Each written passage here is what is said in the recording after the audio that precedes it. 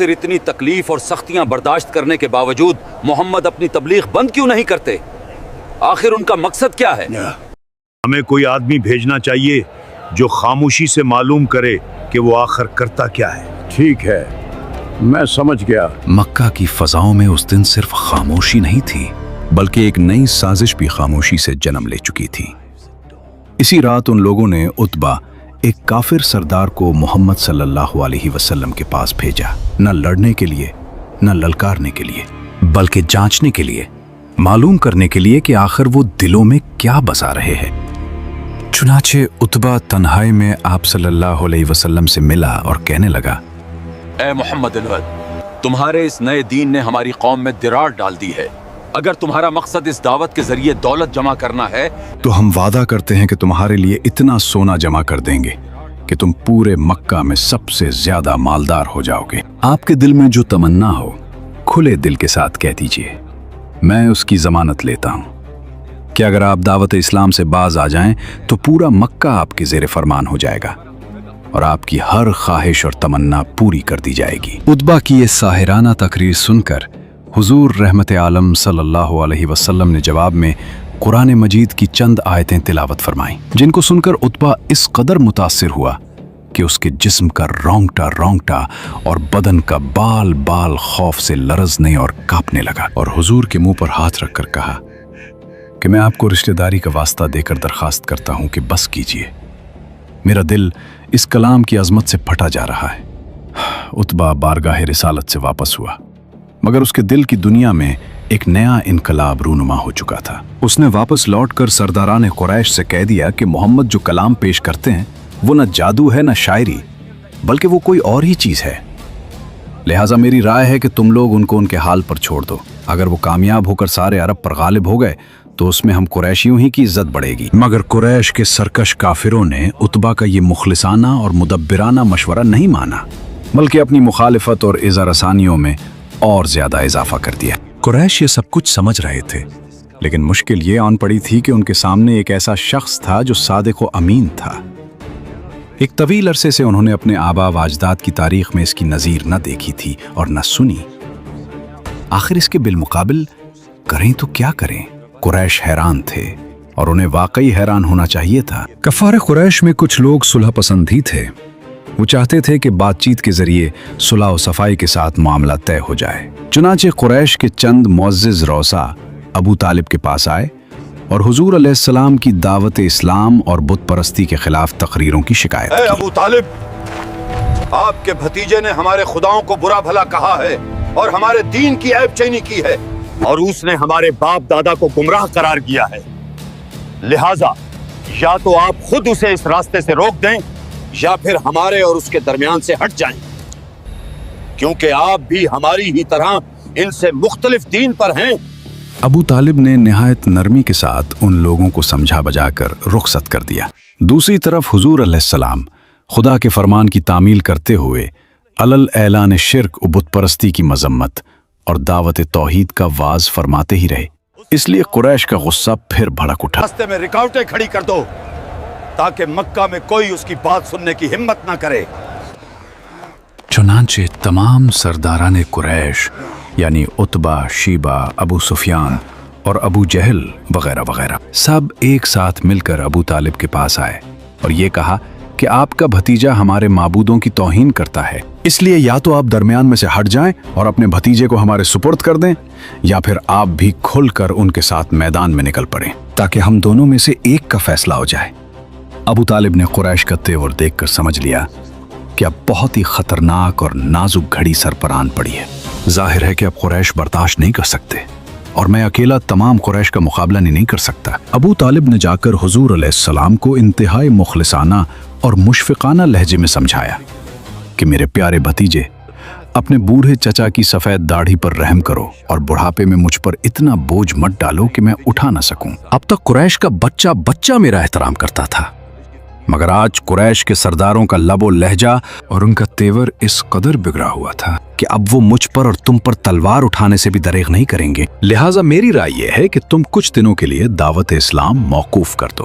اب تک حضور علیہ السلام کے ظاہری معین و مددگار جو کچھ بھی تھے वो सिर्फ अकेले अबू तालिब ही थे। हुजूर सल्लल्लाहु अलैहि वसल्लम ने देखा कि अब उनके कदम भी उखड़ रहे हैं। चचा की गुफ्तगू सुनकर हुजूर अक़दस सल्लल्लाहु अलैहि वसल्लम ने भराई हुई मगर जज्बात से भरी हुई आवाज में फरमाया कि चचा जान, खुदा की कसम, अगर कुरैश मेरे एक हाथ में सूरज और दूसरे हाथ में चांद लाकर दे दें तब भी मैं अपने इस फर्ज से बाज ना आऊंगा। या तू खुदा इस काम को पूरा फरमा देगा या मैं खुद दीन इस्लाम पर निसार हो जाऊंगा। हुजूर अलैहिस्सलाम की ये जज्बाती तकरीर सुनकर अबू तालिब का दिल नर्म हो गया और वो इस कदर मुतासिर हुए कि उनकी हाशमी रगों के खून का कतरा कतरा भतीजे की मोहब्बत में गर्म होकर खोलने लगा और इंतहाई जोश में आकर कह दिया कि जाने जाओ, मैं तुम्हारे साथ हूं। जब तक मैं जिंदा हूं कोई तुम्हारा बाल बीका नहीं कर सकता। एक बार मुशरिकीन ने रसूलुल्लाह सल्लल्लाहु अलैहि वसल्लम को ये तजवीज़ पेश की कि एक साल आप सल्लल्लाहु अलैहि वसल्लम उनके माबूदों की पूजा किया करें और एक साल वो आप अलैहिस्सलाम के रब की इबादत किया करेंगे, तो हम भी आपके खुदा की इबादत करेंगे। एक दिन रसूलुल्लाह सल्लल्लाहु अलैहि वसल्लम खाना काबा का तवाफ कर रहे थे। उसी वक्त कुछ कुफ्फार आप अलैहिस्सलाम के सामने आए। ये सब अपनी कौम के बड़े लोग थे। बोले, ए मोहम्मद, आओ जिसे तुम पूछते हो उसे हम भी पूजें और जिसे हम पूछते हैं उसे तुम भी पूजो। इस तरह हम और तुम इस काम में मुश्तरक हो जाएं।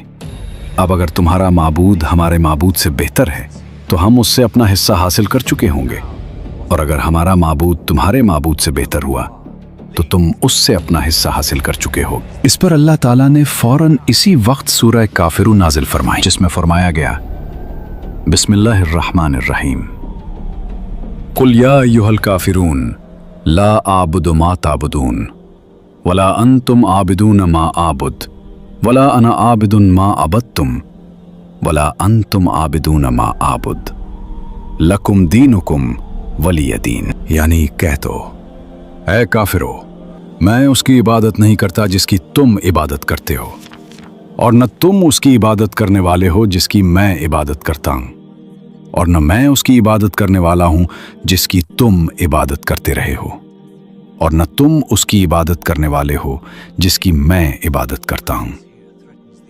तुम्हारे लिए तुम्हारा दीन है और मेरे लिए मेरा दीन। इसके बाद मुशरिकीन ने अबू लहब की सरबराही में नबी अलैहिस्सलाम और मुसलमानों पर जुल्म और जोर का आगाज कर दिया। अबू लहब रसूलुल्लाह का पड़ोसी था, उसका घर आपके घर से मुत्तसिल था। इसी तरह आप अलैहिस्सलाम के दूसरे पड़ोसी भी आप अलैहिस्सलाम को घर के अंदर सताते थे। हुक्म बिन अबियास, उकबा बिन अबी मोइत, अदी बिन हमरा वगैरह सब के सब आप अलैहिस्सलाम के पड़ोसी थे, और इनमें से हक्म बिन अबियास इसके अलावा कोई भी मुसलमान नहीं हुआ। इनके सताने का तरीका ये था कि जब आप अलैहिस्सलाम नमाज पढ़ते तो कोई शख्स बकरी की बच्चा दानी इस तरह टकाकर फेंकता कि वो ठीक आप अलैहिस्सलाम के ऊपर गिरती।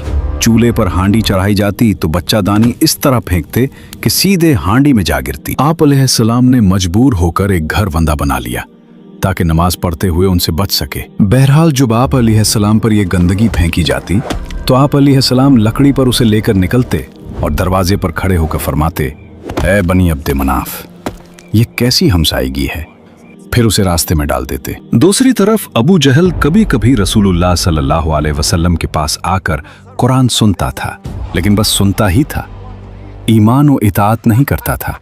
वो रसूलुल्लाह सल्लल्लाहु अलैहि वसल्लम को अपनी बात से अजियत पहुंचाता और अल्लाह की राह से रोकता था, फिर अपनी उस हरकत और बुराई पर नाज और फख्र करता हुआ जाता था। चुनाचा एक बार सरदारान कुरैश से अबू जहल ने कहा कि मोहम्मद आप हजरात के रूबरू अपना चेहरा खाक आलूद करते हैं सजदे में, अगर मैंने इस हालत में उसे देख लिया तो उसकी गर्दन रोन दूंगा और उसका चेहरा मिट्टी पर रगड़ दूंगा। इसके बाद उसने रसूलुल्लाह सल्लल्लाहु अलैहि वसल्लम को नमाज पढ़ते हुए देख लिया और इस नीयत से चला कि आप अलैहिस्सलाम की गर्दन रोन देगा।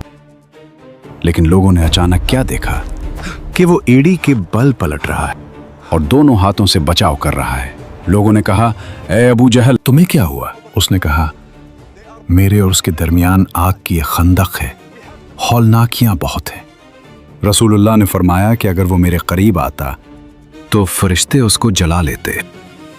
अबू जहल जब किसी मुअज़्ज़िज़ और ताकतवर आदमी के मुसलमान होने की खबर सुनता तो उसे बुरा भला कहता, जलील और रुस्वा करता और माल और जाह को सख्त खसारे से दो चार करने की धमकियां देता, और अगर कोई कमजोर आदमी मुसलमान होता तो उसे मारता। कुफ्फार मक्का ने जब अपने जुल्म और सितम से मुसलमानों पर अरसाए हयात तंग कर दिया तो हुजूर रहमत आलम सल्लल्लाहु अलैहि वसल्लम ने मुसलमानों को हबशा जाकर पनाह लेने का हुक्म दिया। हबशा का बादशाह, जिसका नाम असमहा और लक़ब नज्जाशी था, ईसाई दीन का पाबंद था, मगर बहुत इंसाफ पसंद और रहम दिल था, और तौरात व इंजील वगैरह आसमानी किताबों का बहुत ही माहिर आलिम था। रसूलुल्लाह सल्लल्लाहु अलैहि वसल्लम को मालूम था कि असमहा बादशाह एक आदिल बादशाह है, वहाँ किसी पर जुल्म नहीं होता। इसलिए आप अलैहिस्सलाम ने मुसलमानों को हुक्म दिया कि वो फितनों से अपने दीन की हिफाजत के लिए हबशा हिजरत कर जाएं। इसके बाद एक तयशुदा प्रोग्राम के मुताबिक ऐलान नबूवत के 5वें साल रजब के महीने में 11 मर्द और 4 औरतों ने हबशा की जानिब हिजरत की। हज़रत उस्मान बिन अफ़्फ़ान उनके अमीर थे और उनके हमरा रसूल सल्लल्लाहु अलैहि वसल्लम की साहबजादी हज़रत रुक़िया रज़ी अल्लाहु अन्हा भी थीं। ये लोग रात की तारीकी में चुपके से निकलकर अपनी नई मंजिल की जानिब रवाना हुए। राजदारी का मकसद ये था कि कुरैश को उसका इल्म ना हो सके। खुशकिस्मती से वहाँ 2 तिजारती कश्तियाँ मौजूद थीं जो उनको अपने दामन आफियत में लेकर समंदर पार हबशा चली गईं। कुफ्फार मक्का को जब उन लोगों की हिजरत का पता चला तो उन जालिमों ने उन लोगों की गिरफ्तारी के लिए उनका ताक़ुब किया, लेकिन ये लोग कुश्ती पर सवार होकर रवाना हो चुके थे, इसलिए कुफ्फार नाकाम वापस लौटे। मुहाजिरीन का काफिला हबशा की सरजमीन पर उतरकर अमन व अमान के साथ खुदा की इबादत में मसरूफ हो गया। चंद दिनों के बाद अचानक ये खबर फैल गई कि कुफ्फार मक्का मुसलमान हो गए। ये खबर सुनकर चंद लोग हबशा से मक्का लूट आए, मगर यहाँ आकर पता चला कि ये खबर गलत थी। चुनाचे बाज लोग तो फिर हबशा चले गए, मगर कुछ लोग मक्का में रूपोश होकर रहने लगे। लेकिन कुफ्फार मक्का ने उन लोगों को ढूंढ निकाला और उन लोगों पर पहले से भी ज्यादा जुल्म ढाने लगे।